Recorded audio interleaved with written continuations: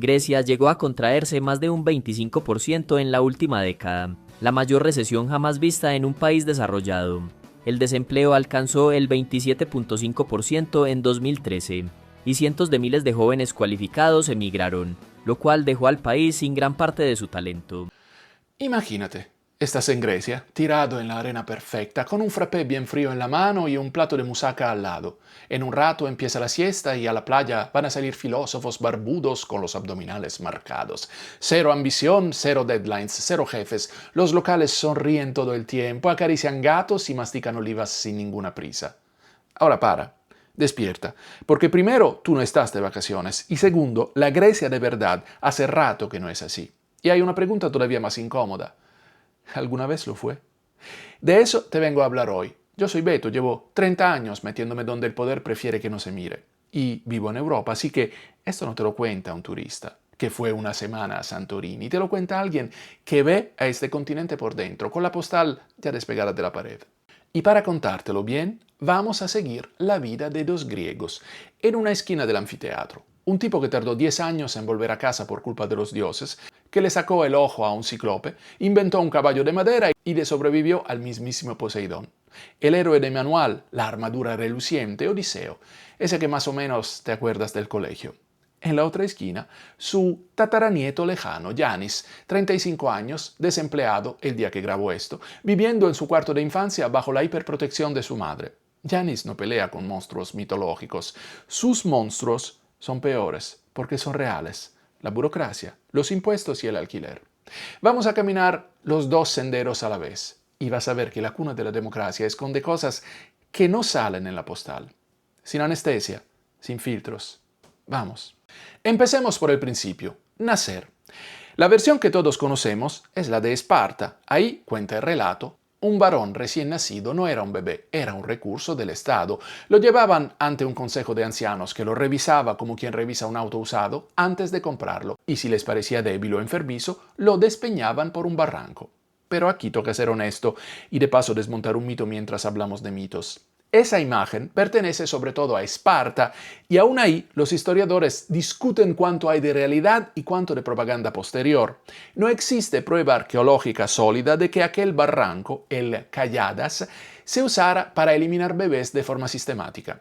En Atenas sí existía el abandono de recién nacidos, pero la decisión recaía en el padre y variaba según la época. O sea, no era toda Grecia tirando bebés por un precipicio, era sobre todo una leyenda espartana que se volvió cliché. Odiseo, en todo caso, nació príncipe y en familia rica, y por eso, cuenta la tradición, tampoco lo amamantó su madre. Las griegas acomodadas alquilaban nodrizas y las mascotizadas eran las espartanas, porque se creía que con su leche el bebé mamaba disciplina y dureza. Guarda ese dato porque de ahí, dicen, viene la fama de las madres griegas, y aquí es donde el mito y el presente se tocan. Cuando Yanis toma su primer respiro en una maternidad de Atenas, nadie lo lleva ante ningún consejo de ancianos. Sus pruebas son más sutiles y sobrevivir a ellas con algo de autonomía es muchísimo más difícil, porque la madre griega moderna es, con perdón, una de las criaturas más poderosas de los Balcanes. Su arma no es la lanza, es el tupper, un tupper de plástico cargado hasta el borde de moussaka. Está convencida de que su hijo siempre tiene hambre y siempre tiene frío, aunque afuera haya 40 grados y el hijo tenga 35 años. Y aquí te miro a ti si creciste en Latinoamérica. Ya conoces a esta señora. Se llama distinto, cocina distinto, pero es exactamente la misma, la que te manda comida cuando ya eres adulto porque en tu casa no comes bien. El tupper es universal. Los griegos solo le pusieron moussaka adentro. Ahora, Yanis quizá querría independizarse, alquilar algo suyo, lavar sus propios calcetines, pero su deseo de ser adulto se estrella contra una economía brutal. Su salario real en la mano ronda los 900, 1000 euros. ¿Y un monoambiente en Atenas? Según los datos de costa de vida de 2026, mínimo 500, 600 euros fuera del centro y bien por encima de 1000 en el centro. Sin muebles, sin gastos, muchas veces sin arreglar. El resultado, según Eurostat, los griegos se van de la casa de sus padres casi a los 31 años, y hay un dato que lo resume todo. Grecia es el país de la Unión Europea donde más jóvenes gastan el 40% o más de su ingreso solo en vivienda, el peor de Europa. a nivel de España. Así que Yanis abre la calculadora, hace la cuenta y entiende algo. Vivir con mamá y sus táperes no es ser un vago, es alfabetización financiera básica. Pero, ¿cómo llegó Grecia a esto? Para entenderlo hay que hablar de la palabra que los griegos prefieren no pronunciar, el default. Imagínate que sacas 5 microcréditos para irte a festejar Año Nuevo a Dubái. La pasas increíbles, pero en enero te empiezan a cobrar intereses. Y para pagar tienes que vender el iPhone, la tele, un riñón y quizás hasta las nalgas. O sacas otro crédito para tapar el anterior. Algo parecido le pasó a Grecia, pero seamos precisos porque este dato lo va a mirar con lupa el primer economista de los comentarios. Grecia acumuló deuda pública durante años, tuvo déficits, se financió a los mercados y encima maquilló parte de sus cifras fiscales. Cuando los mercados se dieron cuenta y dejaron de prestarle, quedó desnuda. Y ahí llegaron los rescates de la zona euro y el FMI, y una austeridad que pagaron sobre todo los ciudadanos.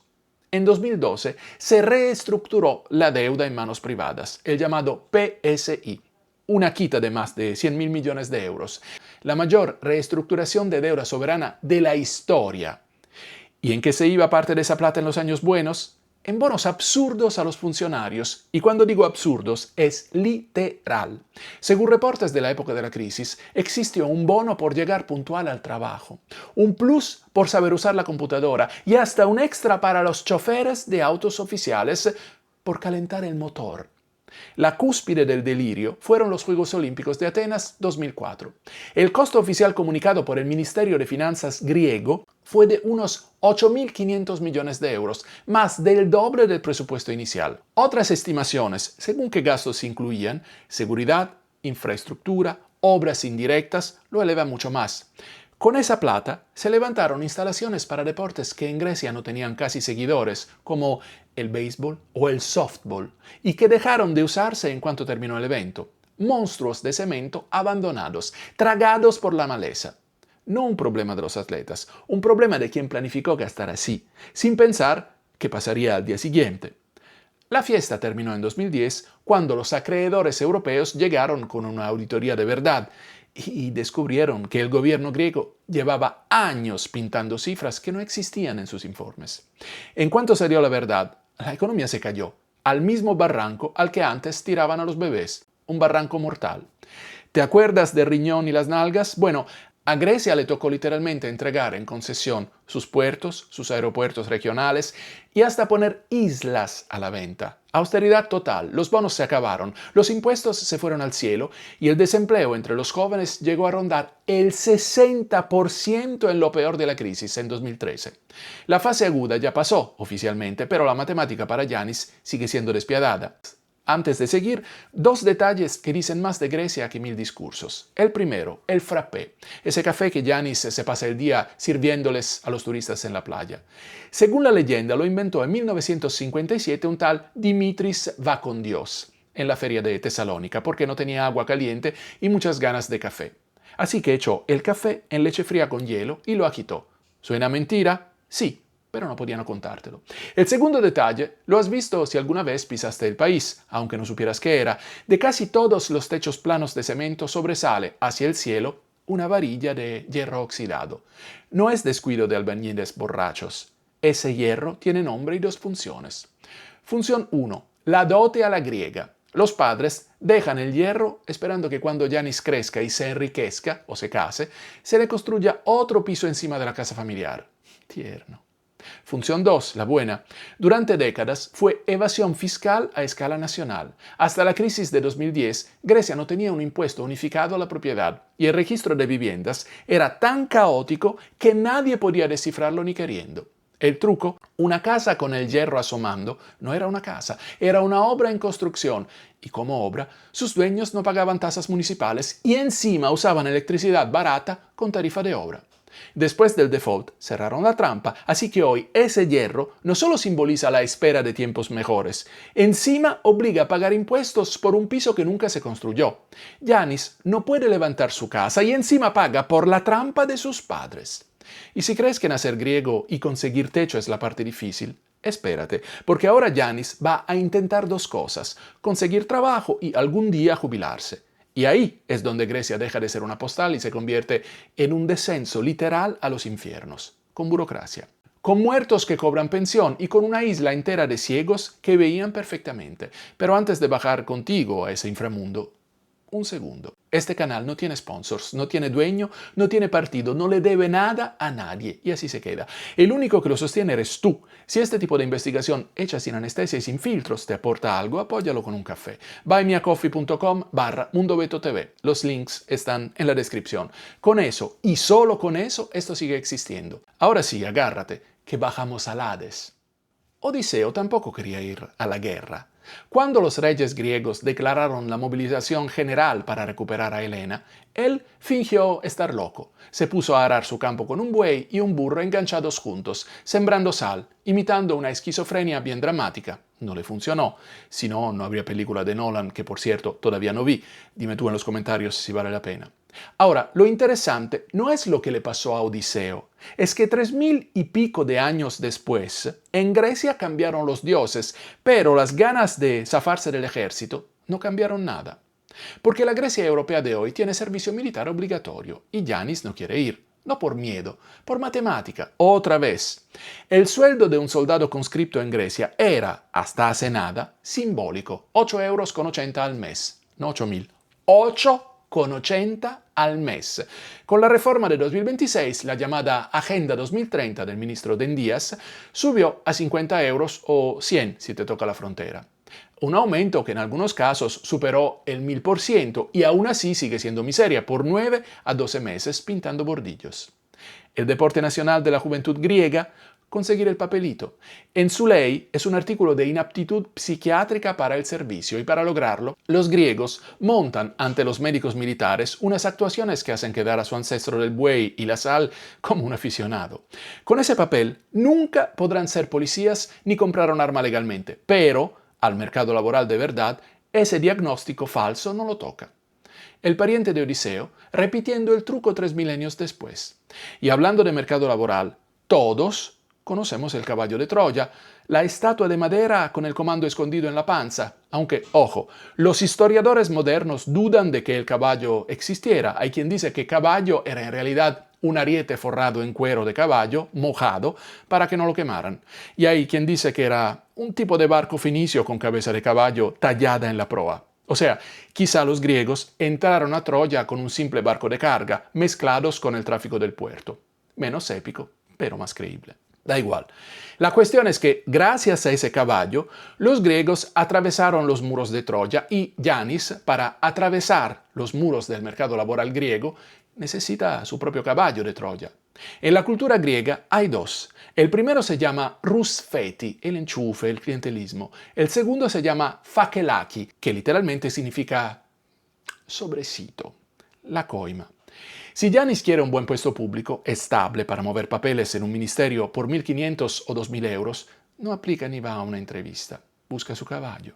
Llama al tío que conoce, al compadre cuyo sobrino toma uso con el viceministro y le lleva el sobrecito. Sin ese rusfeti, hasta el mejor currículum va a parar al mismo barranco de los bebés. Y aquí te vuelvo a mirar, porque esto en tu país tiene nombre: palanca, enchufe, rosca, cómodo, cuña, la coima, la mordida. Grecia no inventó la corrupción, solo le puso nombres bonitos en griego. Y ojo, que esto es importante y quiero decirlo claro, Grecia no es una excepción moral. El enchufe, la economía informal, el alquiler turístico que expulsa a los vecinos, los trámites eternos, todo eso existe en media Europa y también en Latinoamérica. Yo no vine a decirte que los griegos son peores que nadie. La diferencia aquí no es el carácter de la gente, es la escala de la crisis y la brutalidad con la que golpeó a toda una generación. Ah, y otra joya. Hasta 2013, la hija soltera de un funcionario militar muerto podía cobrar de por vida la pensión de su padre. Le pagaban del presupuesto público por no casarse nunca. Lo abolieron con los rescates, pero existió. Después de la guerra, Odiseo no tenía idea de cómo volver a casa, así que bajó al inframundo, al reino de Hades, a preguntarle direcciones al adivino ciego Tiresias. Sacrificó un carnero negro y solo cuando el viejo probó la sangre le dijo cómo llegar. Yanis lo tiene más fácil, en teoría. Solo tiene que darse de alta como trabajador. Para eso no baja a ningún reino de los muertos. Baja a algo peor. La oficina local del EFCA, el Fondo Único de Seguridad Social griego, un lugar donde el tiempo no se detuvo, nunca arrancó.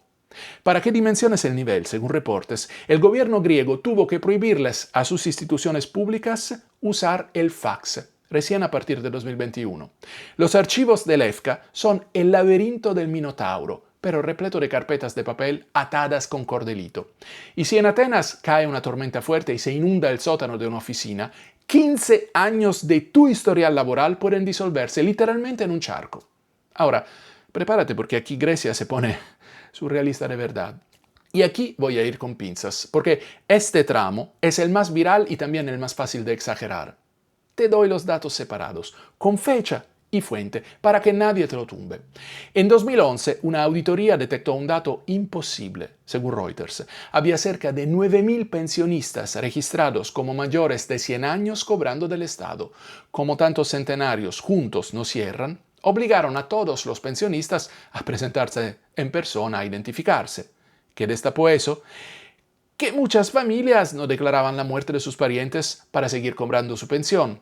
A finales de 2012, según el diario Catimerini, las autoridades ya tenían una lista de unas 46.000 personas investigadas por fraude en pensiones, incluidos muertos no declarados, con un costo estimado de unos 320 millones de euros al año. Y en paralelo es otra investigación, no la mezcles. En 2012, el Ministerio de Trabajo suspendió prestaciones a unas 200.000 personas por distintos fraudes. Gente fallecida, gente que mentía y gente que decía tener discapacidades que no tenía. Eran expedientes distintos, de años y categorías distintas. Pero todos apuntaban a lo mismo, un sistema con controles ridículamente débiles. Y dentro de ese último grupo hay un caso que se volvió leyenda, Zakynthos, el escándalo de los falsos ciegos. En Zakynthos, una isla preciosa de unos 35.000 habitantes, según medios griegos y la investigación municipal, había cerca de 700 personas registradas como ciegas. Eso es alrededor del 2% de la isla, unas 10 veces la tasa de ceguera de la media europea, según datos de la OMS. Cada una cobraba unos 350 euros al mes por su discapacidad. Cuando ordenaron reexaminarlos, de esas casi 700 personas se presentaron menos de 200. El Fondo de Seguridad Social, ICA, habló de una tasa de fraude superior al 80%. ¿Y quiénes eran los ciegos? Un taxista que manejaba sin problema por la isla, un cazador que le disparaba a pájaros en la montaña y uno al que, según la prensa, pillaron manejando su Porsche. Algunos de los certificados médicos que probaban su ceguera estaban firmados por un urólogo. ¿Cómo lo oyes? Cerraron el chiringuito, claro, pero las colas por prestaciones no bajaron gran cosa. En 2020, según reportes, el EFCA tenía más de 300.000 solicitudes de pensión sin procesar. La gente se moría en la fila antes de que le tramitaran el pago. La solución del gobierno: contratar a jubilados que ya no trabajaban, ex empleados del propio EFCA, para que procesaran a los nuevos jubilados, el Hades administrando el Hades. Así que Yanis, después de abrirse paso entre esas sombras que gimen, o sea, los pensionistas en la fila, por fin llega a su adivina ciega, una empleada agotada llamada María. En vez de sangre de carnero negro, María recibe una ofrenda de fotocopias, el pasaporte, el código fiscal, la factura de la luz.